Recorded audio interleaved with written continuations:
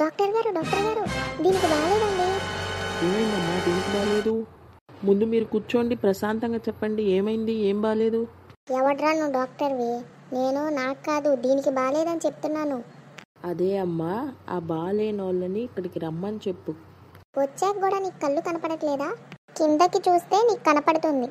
అమ్మా, కుక్కలు నక్కలని ఇక్కడ చూడరు, ఇక్కడ మనుషుల్నే చూస్తారు.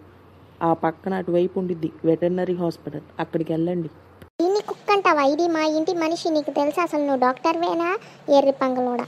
పో అమ్మా పో, పొద్దున్నే వచ్చావు కుక్క మనిషి అంటూ. ఎలా? మా అన్నయ్యని తీసుకుని వస్తాను చూడు. మా అన్నయ్య పెద్ద గుండా, చెప్తాను చూడు.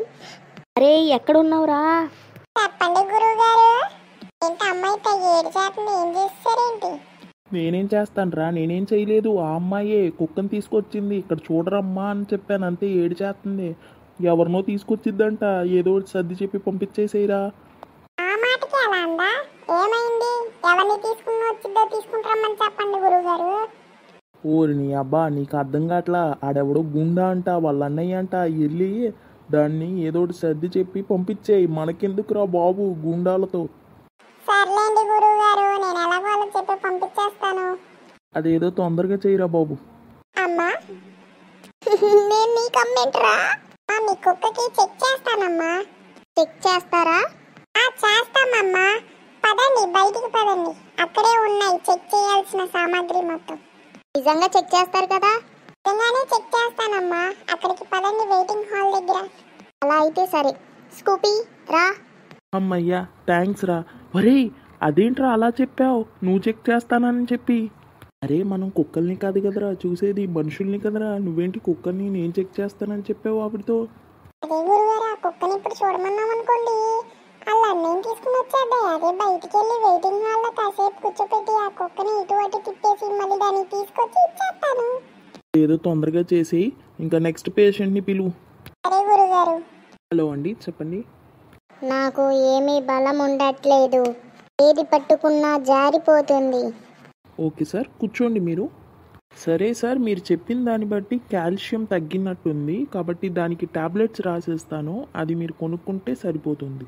ఇంతకీ మీ జాబ్ ఏంటి సార్? నేను దొంగని. దొంగ?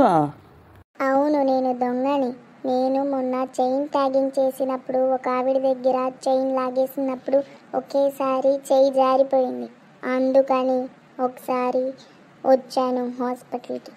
అందుకే మీకు చెప్పాను, నా చేతుల్లో ఏదున్నా జారిపోతుంది తొందరగా. జారకుండా ఏదో ఒకటి చెయ్యండి. ఏంటి సార్, మీరు దొంగనా?